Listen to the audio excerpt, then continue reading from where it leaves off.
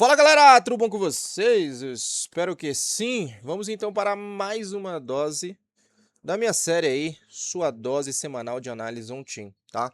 Galera, seguinte, hoje o vídeo ele vai ser em collab com o canal da Research porque a gente vai oficializar aí, né? Essa série aí como uma série oficial aí da Research, tá?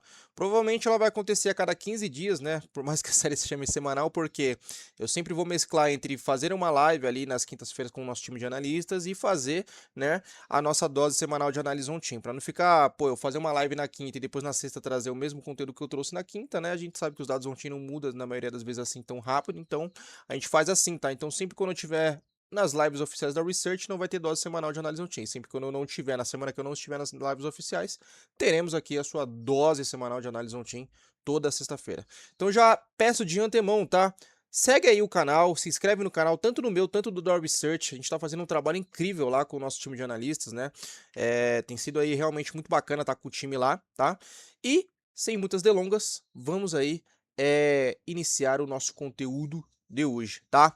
Bom, galera, como vocês viram aí, né, a gente passou aí pelo pior mês da história dos ETFs Spot Bitcoin, tá? Se eu colocar aqui no mensal aqui, a gente teve em torno de 4,5 bilhões de dólares em fluxo negativo, tá? Se consagrando aí como o pior mês desde aí dos seus lançamentos aí, que se eu não me engano foi em janeiro de 2024, tá? A gente na última semana de junho ali, né, eu lembro que eu tinha comentado com vocês, né, que eu tava começando a ver aqui esse gatilho aqui que poderia ser um gatilho de mudança de sentimento ali através dos ETFs, né? Quando a gente começa a ver saídas pequenas, depois algumas entradas mais ou menos ali, normalmente aqui o mercado está em dúvida, está começando a pivotar ali para uma possível reversão de sentimento, uma possível reversão de tendência. E não foi isso que aconteceu, né? Depois a gente começou a escalar de novo aí em saídas e acumulamos aí em torno de 2, 3, 4, 5, 6, 7, 8, 9, 10 dias consecutivos, tá? De saída dos ETFs do Spot Bitcoin, tá? Então, e com saídas grandes assim, né, conforme o tempo foi passando ali. Destaca ali pro dia 25 ali, né, 696 milhões de dólares ali em saídas, tá? Porém, a gente começou a ver a partir de ontem aí, né, dia 2 ali, a primeira entrada relevante, só para vocês terem uma ideia, tá? 221 milhões aqui, a primeira entrada relevante, eu nem vou colocar aqui em maio, tá? Porque 131 milhões ali não é uma entrada tão relevante assim para o ETF de Spot Bitcoin. A gente poderia colocar aqui a partir do dia 5 de maio, tá? Fazia muito tempo que a gente não via isso aí dentro dos ETFs Spot, e isso pode realmente significar alguma coisa, tá? No semanal, olha que interessante, a gente tá aí com a maior sequência também de fluxo negativo, né, no semanal aqui nos ETFs de Bitcoin. A gente tem 1, 2, 3, 4, 5, 6, 7, 8 semanas consecutivas. Eu não acredito que irá virar, né, por mais que a gente precise atualizar aí o dia de hoje, né, o fechamento do dia de hoje, mas enfim, né, precisamos ficar ligeiro nisso daí. E aí as expectativas para o mês de julho, né, no mês de julho a gente ainda tá no negativo, né, mas ainda é um leve negativo, o mês acabou de começar, muita coisa pode acontecer, mas enfim, seguimos aí. E o destaque do mês de junho, tá, por mais que foi essa atrocidade aí na maioria praticamente todos os ETFs, foi ali o ETF de Hype, tá? Lembra que eu mostrei quase agora ali que no dia 25 a gente teve quase 600 milhões de dólares em saídas do ETF Spot Bitcoin? No mesmo dia a gente teve 108 milhões de dólares em entradas nos ETFs de Hype, tá? Sendo aí a maior entrada diária da história dos ETFs de Hype. A gente sabe que 108 milhões para um ETF de uma altcoin é bastante coisa mesmo. Nem os ETFs de Ether fazem isso, tá? E no mensal, ela conseguiu mais uma vez aí, num mês onde praticamente todos os ETFs fecharam no negativo. Os ETFs de Hype aí não só fecharam no positivo, como o melhor mês ali da história, né? Visando que eles têm 2 meses de operações ainda, né? 161 milhões de dólares em fluxo positivo, tá? Então, muito de ficar de olho nisso daí, né? Quando a gente vem aqui na nossa demanda estrutural, a gente vê que o mercado segue como um todo na mesma, tá? Tanto a demanda spot na negativa, tanto a demanda de derivativos na negativa também, né? Então a gente não viu uma mudança nesse sentido, tá? E quando a gente pega o liquidation heatmap, isso fica mais claro, né? O mês inteiro de junho foi um mês marcado por vários, né, short squeeze. A gente viu isso daqui, a gente viu isso daqui, né, a gente viu isso daqui, a gente viu isso daqui, tá? E o que me preocupa é, cara, é assim, né? Eu sempre eu comentava bastante ali da posição dos 58 mil dólares, né? Que a gente tinha uma concentração muito grande de liquidez ali nos 58 mil dólares, tá? E agora a gente tem, aliás, 58 mil dólares foi de vala, né? E agora a gente tem o quê? uma boa posição ali nos 57, a partir dos 57 mil dólares. Quando a gente pega aqui, ó, a gente tem ali em torno de 4,3 bilhões de dólares, tá? Dos 57 até os 53. Lembrando que 53 ali é o realized price do mercado, mas a maior concentração é a partir de 57 ali, tá? Com 1,2 bi em 57,5 e 1,1 bi em 57,2, tá? Então tem muita liquidez aqui concentrada, tá? Ainda, por mais que a gente teve ali um respiro de alta, né, recentemente aí, Bitcoin ultrapassando os 61 mil dólares, tá? A gente tem que ficar muito de olho nisso daí, né? Porque o mercado pode querer voltar a buscar. E aqui a gente tá meio que no empatado, né? Quase empatado, né? Uma leve predominância aqui de posições em long, mas a gente tá falando aí de em torno de 39 bilhões de dólares em posições em long contra quase 37 bilhões de dólares em posições em short. Então, meio a meio ali, tá? Então a gente tem que ficar de olho nisso daí. Recentemente também, tá? No dia ali 30 de junho, o fechamento do mês, a gente teve mais uma pernada ali de liquidações de posições no prejuízo. Isso a gente tá falando do mercado spot, tá? Foi em torno de 13,7 mil unidades de Bitcoin realizadas em prejuízo, e quando a gente traz para dólares aqui, a gente tá falando de 818 milhões de dólares, tá? Uma quantia bem relevante, né? E olha que louco isso daqui, galera. Aqui, ó, dados para vocês, tá? Deixa eu dar um zoom out aqui melhor. No dia 30 também, né, que foi inclusive aí onde a gente teve essas liquidações, né, essas realizações de prejuízo, a gente acumulou o maior prejuízo da história do mercado cripto, tá? O maior prejuízo não realizado, tá? Não realizado. A gente tinha em torno de 297 bilhões de dólares em prejuízo não realizado no Bitcoin, tá? Então, assim, não é à toa que a gente teve ali aquela pernada que poderia ser até maior, né? Aquela realização de prejuízo que eu acabei de mostrar para vocês poderia até ser maior, mas o mercado aí ele tem batido patamares históricos de prejuízo, tá? Que é o que eu falo, capitulação, né? Não vou ficar aqui falando de cravar fundo mais, é porque a gente sabe que, né, isso normalmente não funciona, né? Mas é bem interessante os movimentos que a gente tem visto, tá? E aqui quando a gente traz aqui para o mercado, né, hoje nas principais zonas aqui de resistência e suporte, então a gente vê que o preço continua trabalhando para quê? Para romper aqui esse primeiro desvio padrão aqui do preço médio dos short term holders, tá? Que tá na casa dos 60 mil dólares. No atual momento tá rompendo, mas ainda, né, precisa de tempo para confirmar, tá?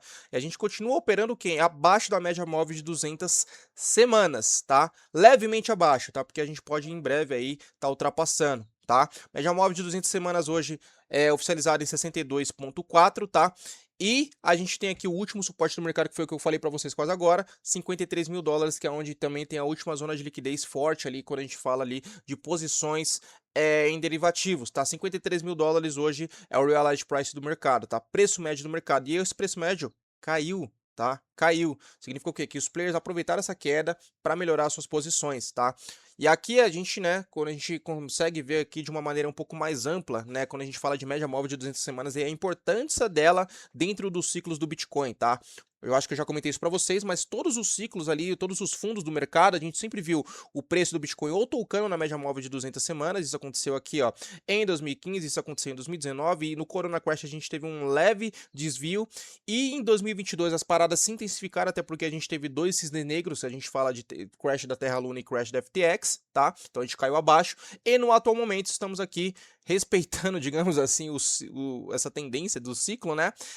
Operando abaixo da média móvel de 200 semanas. A gente teve um leve rompimento no dia 5 de junho. Lembrando que o crash ali do dia 6, o que eu achei que poderia ser o fundo, não chegamos a romper a média móvel de 200 semanas, mas agora estamos aqui operando levemente abaixo dela, tá? Então a média móvel de 200 semanas segue fazendo um papel fundamental aí quando a gente fala de momentos de fundo de mercado, tá? Então cabe a nós acumular. De qualquer forma, é um excelente momento para DCA. Isso é fato. Ponto final. Momento excelente para comprar, tá? Não é à toa que é o tema do vídeo aí, né? E quando a gente traz aqui, né, os principais indicadores de ciclo que eu gosto de utilizar, vamos ver como o percentual em supply and profit, que é um indicador que eu sempre trago para vocês aqui, né? Ele se atualizou nessa semana, né? Eu sempre costumo comentar, cara, a gente tem aí, né? Sempre ali um padrão a ser seguido, né? No ciclo de 2015, a gente teve no fundo ali em torno de 36,4%, né, das posições ali do supply do Bitcoin no lucro. No ciclo de 2019, 39%. No fundo do ciclo de 22, 44%. E recentemente, no dia 30, a gente fez mais um fundo, nesse ciclo que 45,8%, ou seja, ainda respeitando o padrão de topos ascendentes, tá? Então, cara, se no dia, assim, eu até falo, né, se no dia 5 de fevereiro que foi lá, né, já tava levemente ali razoável, 51,9, né, de 44 para 51,9, no dia 6 foi para 47,3 e agora 45,8. 44,8, 45,8 é um leve pulo ali, mas ainda respeitando o padrão, tá? Então é algo interessante aqui que a gente vê, né? Porém, deixa eu pegar aqui o outro indicador que eu tinha trazido para vocês. Na verdade, vamos falar desse indicador depois, tá? Mas vamos lá. Outro ponto aqui, né? Quando a gente pega aqui a tendência aqui do Bitcoin, né? A gente vê o quê? Que baleias seguem acumulando, tá? Acumulando nessa queda, tá? E um ponto mais específico ainda, quando a gente pega aqui esse tweet que eu fiz aqui recentemente, atualizado pela Glassnode, olha que interessante, quando a gente pega os principais cohorts aqui de carteiras de Bitcoin, carteiras com mais de 10 mil, carteiras de 1.000 a 10 mil, carteiras de 100 a 1.000 Bitcoins, 10 a 100 Bitcoins, praticamente todos aqui estão o quê? Em fase de acumulação. Quanto mais escuro fica esse verde, verde água aqui, mais forte está sendo um período de acumulação. Quanto mais claro, menos forte e quando vai em tendências vermelhas, a gente está em processo de distribuição. A gente vê aqui, praticamente todos os cohorts estão acumulando. Todos, todos, todos, todos. E você aí, esperando o Bitcoin bater 50 mil dólares. E se não bater?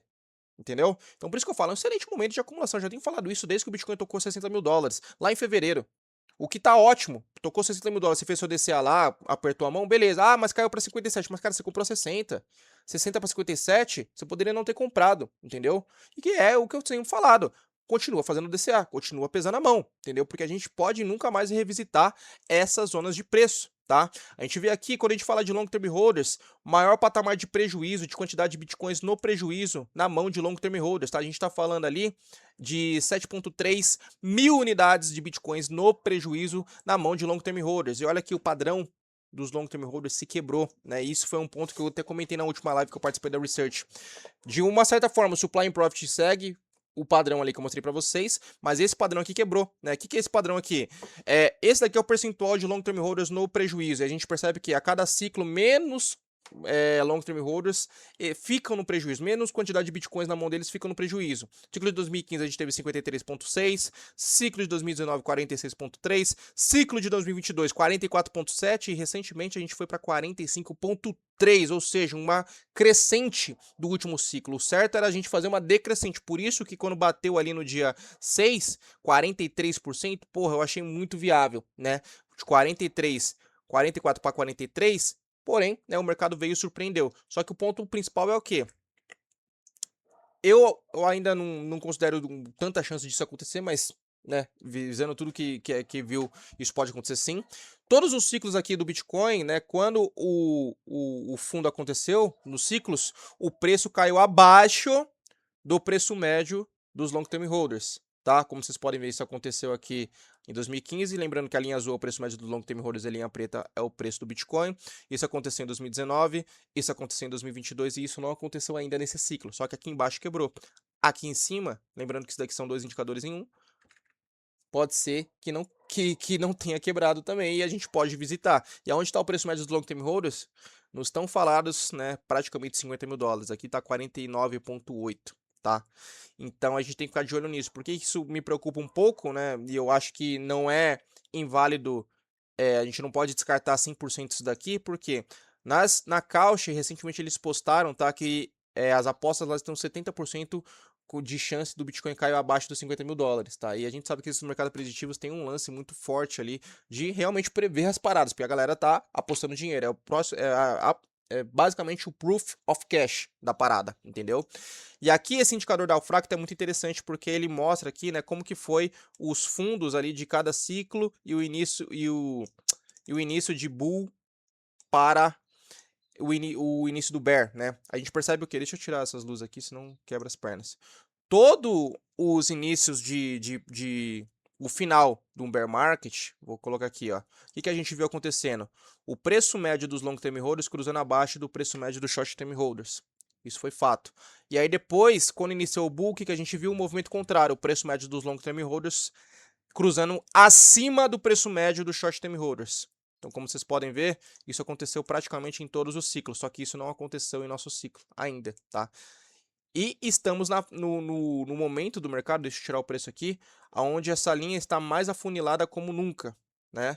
E aí a gente tem o preço médio do short term holders em 69,5 e o preço médio dos long term holders em 49,2, né?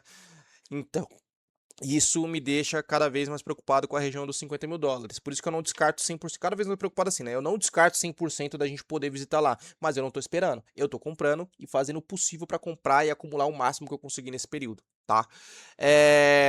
Seguindo aqui também, né? A gente segue aqui também com a maior quantidade de bitcoins no prejuízo na posse dos long term holders, tá?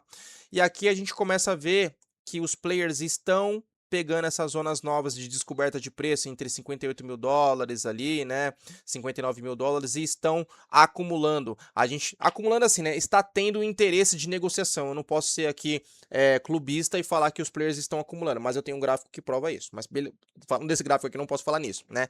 Esse gráfico mostra aqui, quanto mais escura a região está, mais negociação teve nessa região. Então assim, negociação tá tendo. Pode ser de compra, pode ser de venda, mas negociação tá tendo. Por que eu acho que é de compra? Por causa aqui do RPD.